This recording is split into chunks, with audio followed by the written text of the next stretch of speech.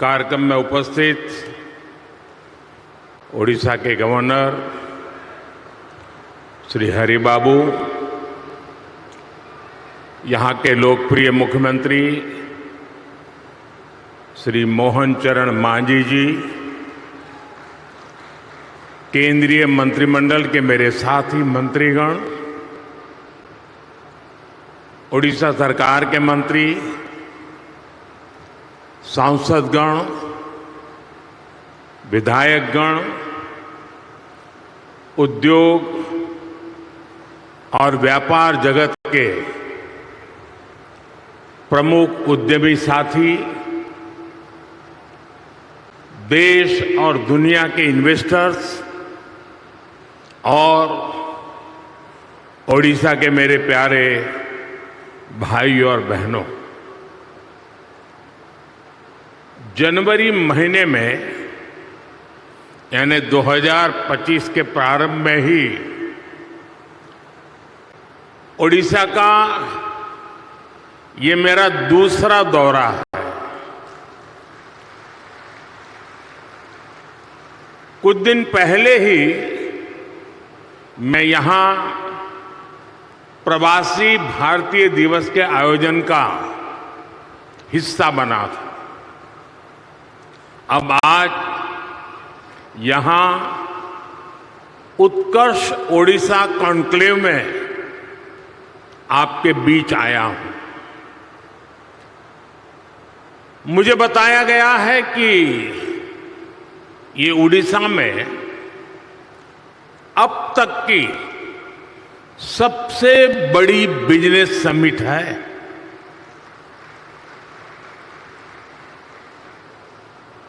पहले के मुकाबले 5-6 गुना ज्यादा इन्वेस्टर्स इसमें पार्टिसिपेट कर रहे हैं। मैं ओडिशा के लोगों को, ओडिशा सरकार को इस शानदार आयोजन के लिए बहुत बहुत बधाई देता हूं। आप सभी का इस आयोजन में अभिनंदन करता हूं। साथियों, मैं पूर्वी भारत को देश के विकास का ग्रोथ इंजन मानता हूं और ओडिशा की इसमें एक बड़ी भूमिका है। इतिहास साक्षी है, जब ग्लोबल ग्रोथ में भारत की एक बड़ी हिस्सेदारी थी, तब पूर्वी भारत का अहम योगदान था। पूर्वी भारत में देश के बड़े इंडस्ट्रियल हब थे, पोर्ट्स थे, ट्रेड हब थे। ओडिशा की इसमें बड़ी हिस्सेदारी भी थी। ओडिशा साउथ ईस्ट एशिया में होने वाले ट्रेड का प्रमुख सेंटर हुआ करता था। यहां के प्राचीन पोर्ट्स एक प्रकार से भारत के गेटवे हुआ करते थे। आज भी ओडिशा में हर वर्ष बाली यात्रा मनाई जाती है। अभी इंडोनेशिया के राष्ट्रपति जी आए थे और वो तो यहां तक बोल गए कि शायद मेरे डीएनए में ओडिशा है।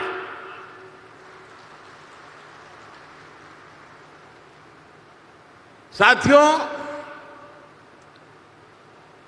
ये ओडिशा उस लेगेसी को सेलिब्रेट करती है जो ओडिशा को साउथ ईस्ट एशिया से जोड़ती है। अब 21वीं सदी में ओडिशा अपनी उस गौरवशाली विरासत को फिर से रिवाइव करने में जुट गया है। हाल में ही सिंगापुर के प्रेसिडेंट ओडिशा होकर गए हैं।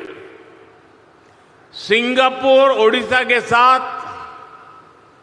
संबंधों को लेकर बहुत ही उत्साहित है। आसियान देशों ने भी ओडिशा के साथ ट्रेड और ट्रेडिशन के कनेक्ट को मजबूती देने में दिलचस्पी दिखाई है। आज इस क्षेत्र में संभावनाओं के इतने द्वार खुल रहे हैं जितने आजादी के बाद पहले कभी नहीं खुले। मैं यहां उपस्थित हर इन्वेस्टर्स का आह्वान करूंगा और हमारे मुख्यमंत्री जी ने जो बात कही मैं इसको दोहराना चाहूंगा। यही समय है, सही समय है। ओडिशा की इस विकास यात्रा में आपका निवेश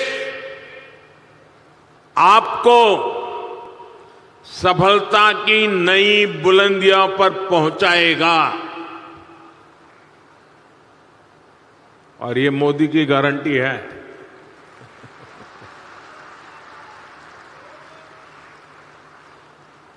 साथियों, आज भारत विकास के ऐसे पथ पर चल रहा है जिसको करोड़ों लोगों की एस्पिरेशंस ड्राइव कर रही है।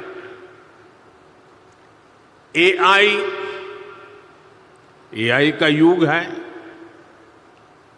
आर्टिफिशियल इंटेलिजेंस ही इसकी चर्चा है, लेकिन भारत के लिए तो एआई सिर्फ नहीं, एस्पिरेशन ऑफ इंडिया हमारी ताकत है। और एस्पिरेशन तब बढ़ती है जब लोगों की नीड्स पूरी होती है। बीते दशक में करोड़ों देशवासियों को एम्पावर करने का लाभ आज देश को दिख रहा है। ओडिशा भी इसी एस्पिरेशन को रिप्रेजेंट करता है। ओडिशा आउटस्टैंडिंग है। ओडिशा नए भारत के ऑप्टिमिज्म और ओरिजिनलिटी का प्रतीक है।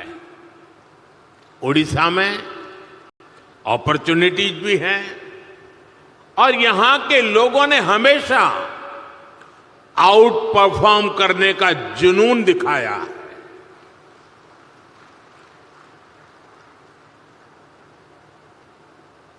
मैंने गुजरात में ओडिशा से आने वाले साथियों के कौशल, उनकी मेहनत, उनकी ईमानदारी को खुद अनुभव किया है। इसलिए आज जब ओडिशा में नए अवसर बन रहे हैं तो मेरा पक्का विश्वास है ओडिशा बहुत जल्द विकास की उस ऊंचाई पर पहुंचेगा जहां पहुंचने की किसी ने कल्पना तक नहीं की है। मुझे खुशी है कि मुख्यमंत्री मोहन चरण मांझी जी की पूरी टीम उड़ीसा के विकास को तेज गति देने में जुटी है। Food processing, petrochemical, port-lead development, fisheries, IT, edutech, textile, tourism, mining, green energy, ऐसी हर इंडस्ट्री में उड़ीसा भारत के लीडिंग राज्यों में से एक बन रहा है। साथियों, भारत आज बहुत तेज गति से दुनिया की तीसरी बड़ी इकोनॉमी बनने की तरफ आगे बढ़ रहा है। $5 ट्रिलियन इकोनॉमी का पड़ाव भी अब ज्यादा दूर नहीं है। बीते दशक में मैन्युफैक्चरिंग में भी भारत की ताकत सामने आने लगी है। अब भारत की इकोनॉमी के विस्तार के दो बड़े पिलर हैं। एक हमारा इनोवेटिव सर्विस सेक्टर और दूसरा भारत के क्वालिटी प्रोडक्ट्स। देश की तेज प्रगति सिर्फ रॉ मटेरियल के एक्सपोर्ट पर संभव नहीं है। इसलिए हम पूरे इकोसिस्टम को बदल रहे हैं, नए विजन के साथ काम कर रहे हैं। यहां से मिनरल निकले और फिर एक्सपोर्ट होकर के दुनिया के किसी देश में पहुंचे, वहां पर वैल्यू एडिशन हो, कोई नया प्रोडक्ट बने और फिर वो प्रोडक्ट भारत में वापस आए। ये ट्रेंड मोदी को मंजूर नहीं है।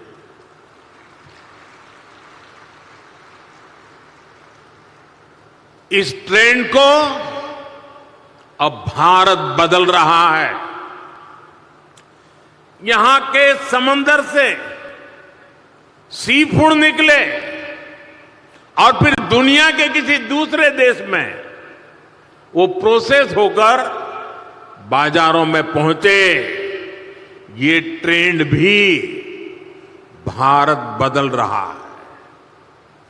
ओडिशा में जो रिसोर्सेज हैं, उससे जुड़ी इंडस्ट्रीज भी यहीं लगे। इस दिशा में हमारी सरकार काम कर रही है। आज का ये उत्कर्ष ओडिशा कॉन्क्लेव भी इसी विजन को साकार करने का एक माध्यम है। साथियों, आज दुनिया सस्टेनेबल लाइफस्टाइल की बात कर रही है, ग्रीन फ्यूचर की तरफ बढ़ रही है। आज ग्रीन जॉब की संभावनाएं भी बहुत बढ़ रही है।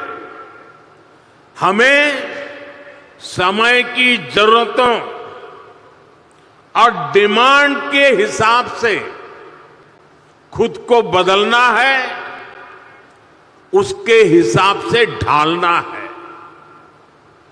इसी सोच के साथ ही भारत ग्रीन फ्यूचर पर, ग्रीन टेक पर इतना फोकस कर रहा है।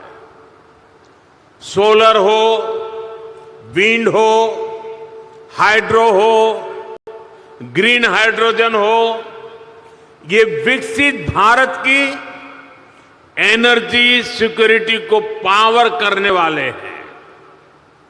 इसके लिए ओडिशा में बहुत सारी संभावनाएं हैं।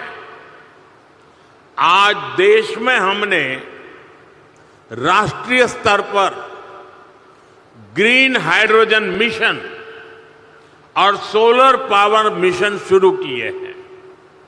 ओडिशा में भी रिन्यूएबल एनर्जी से जुड़ी इंडस्ट्री को प्रमोट करने के लिए बड़े पॉलिसी डिसीजंस हो रहे हैं। हाइड्रोजन एनर्जी के प्रोडक्शन के लिए भी यहां काफी सारे कदम उठाए जा रहे हैं। साथियों, ग्रीन एनर्जी के साथ साथ उड़ीसा में पेट्रो और पेट्रोकेमिकल सेक्टर के विस्तार के लिए भी इनिशिएटिव लिए जा रहे हैं। पारादीप और गोपालपुर में डेडिकेटेड इंडस्ट्रियल पार्क्स और इन्वेस्टमेंट रीजन्स बन रहे हैं। इस सेक्टर में भी इन्वेस्टमेंट के लिए बहुत अधिक संभावनाएं हैं। मैं उड़ीसा सरकार को बधाई दूंगा कि उड़ीसा के अलग अलग रीजन की संभावनाओं को देखते हुए वो तेजी से निर्णय ले रही है, नया इकोसिस्टम विकसित कर रही है। साथियों, 21वीं सदी के भारत के लिए ये दौर कनेक्टेड इंफ्रास्ट्रक्चर का है, मल्टी मॉडल कनेक्टिविटी का है।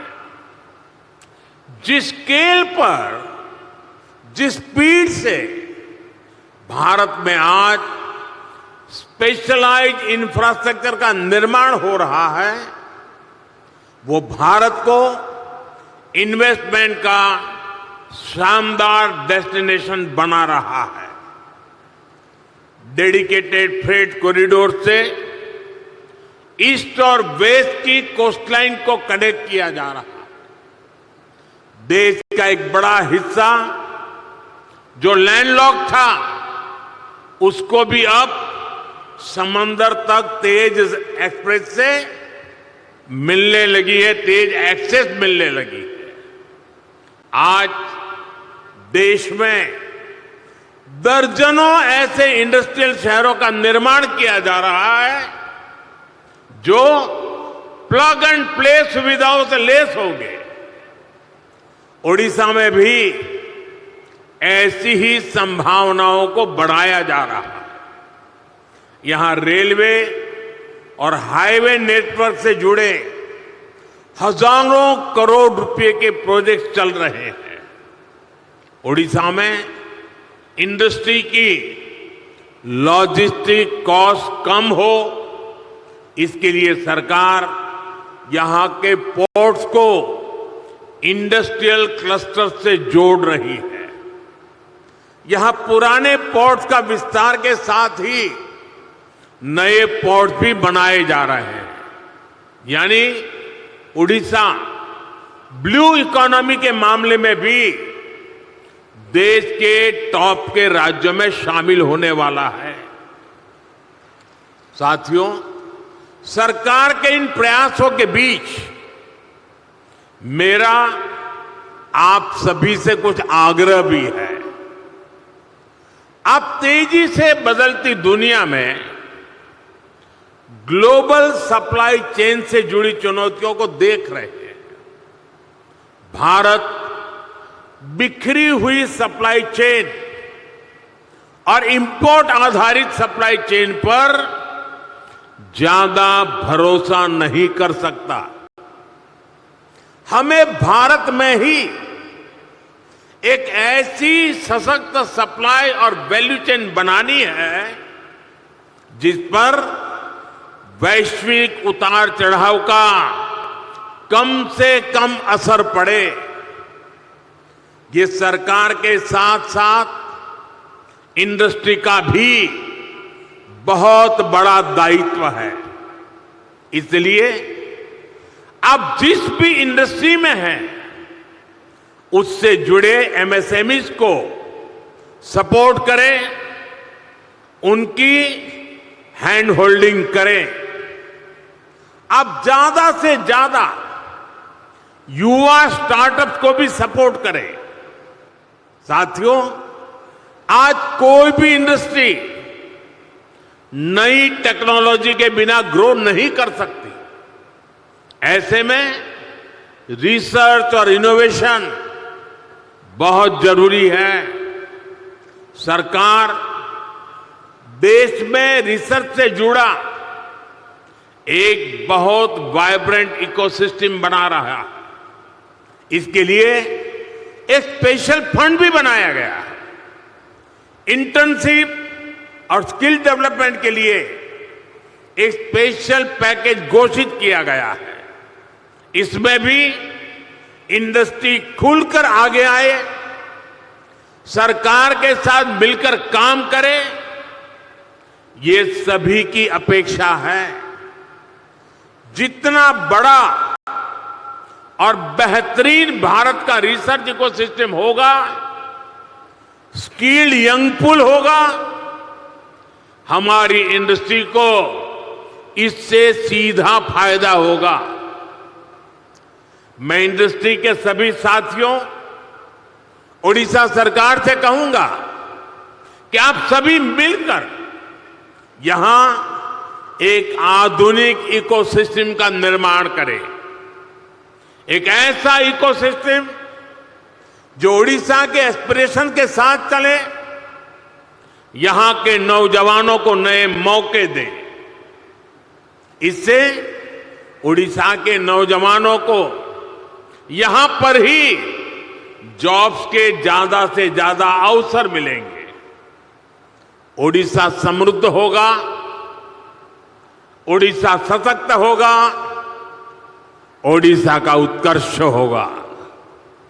साथियों, आप सभी दुनिया भर में जाते हैं, दुनिया भर के लोगों से मिलते हैं। आज दुनिया में भारत को जानने समझने की उत्सुकता आप चारों तरफ अनुभव करते हैं। भारत को समझने के लिए ओडिशा एक बेहतरीन डेस्टिनेशन है। यहां हजारों वर्ष की हमारी हेरिटेज है, हिस्ट्री है।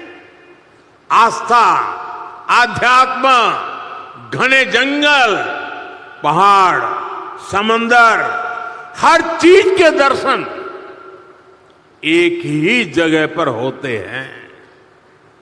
ये राज्य विकास और विरासत का अद्भुत मॉडल है। इसी भाव के साथ ही हमने G20 के कल्चर से जुड़े इवेंट उड़ीसा में रखे थे। कोणार्क सन टेम्पल के चक्र को हमने G20 के मेन इवेंट का हिस्सा बनाया था। उत्कर्ष ओडिशा में हमें ओडिशा के इस टूरिज्म पोटेंशियल को भी एक्सप्लोर करना है। यहां की 500 किलोमीटर से लंबी कोस्टलाइन, 33% से ज्यादा का forest cover, eco tourism, adventure tourism की अनंत संभावनाएं आपका इंतजार कर रही है। आज भारत का फोकस है वेट इन इंडिया। आज भारत का मंत्र है हील इन इंडिया। और इसके लिए ओडिशा का नेचर, यहां की प्राकृतिक सुंदरता बहुत मददगार है। साथियों, आज भारत में कॉन्फ्रेंस टूरिज्म का भी बहुत पोटेंशियल बन रहा है। दिल्ली में भारत मंडपम और यशोभूमि जैसे वेन्यू, इसके बड़े सेंटर बन रहे हैं। भुवनेश्वर में भी बहुत बढ़िया कन्वेंशन सेंटर का लाभ मिल सकता है। इसी से जुड़ा एक और नया सेक्टर कंसर्न इकोनॉमी का है। जिस देश में म्यूजिक, डांस, स्टोरी टेलिंग की इतनी समृद्ध विरासत है, जहां युवाओं का इतना बड़ा पूल है, जो कंसर्ट्स का बहुत बड़ा कंज्यूमर है, वहां कंसर्ट इकोनॉमी के लिए अनेक संभावनाएं हैं। आप देख रहे हैं कि बीते 10 सालों में लाइव इवेंट्स का चलन और डिमांड दोनों बढ़े हैं। पिछले कुछ दिनों में आपने मुंबई और अहमदाबाद में हुए कोल्ड प्ले कॉन्सर्ट की शानदार तस्वीरें देखी होगी। ये इस बात का प्रमाण है कि लाइव कॉन्सर्ट्स के लिए भारत में कितना स्कोप है।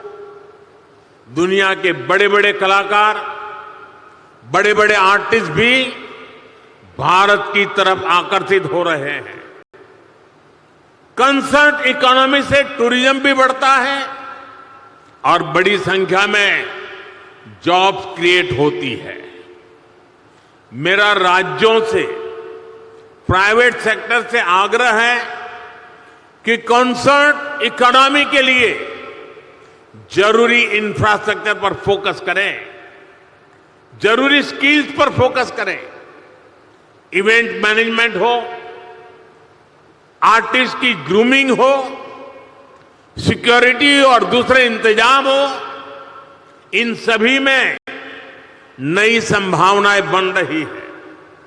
साथियों, अगले महीने ही भारत में पहली बार वर्ल्ड ऑडियो विजुअल समिट यानी वेव्स होने वाली है। यह भी एक बहुत बड़ा आयोजन होगा। ये भारत की क्रिएटिव पावर को दुनिया में नई पहचान दिलाएगा। राज्यों में इस तरह के इवेंट से भी जो रेवेन्यू जनरेट होता है, जो परसेप्शन बनता है, वो भी इकोनॉमी को आगे बढ़ाता है। और ओडिशा में भी इसकी बहुत संभावनाएं हैं। साथियों, विकसित भारत के निर्माण में ओडिशा की बड़ी भूमिका है।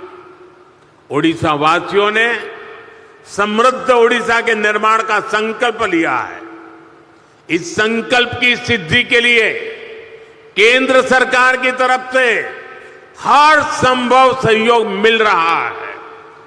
ओडिशा के प्रति मेरा स्नेह आप सब भली भांति जानते हैं। प्रधानमंत्री के तौर पर ही मैं यहां करीब करीब 30 बार आ चुका हूं।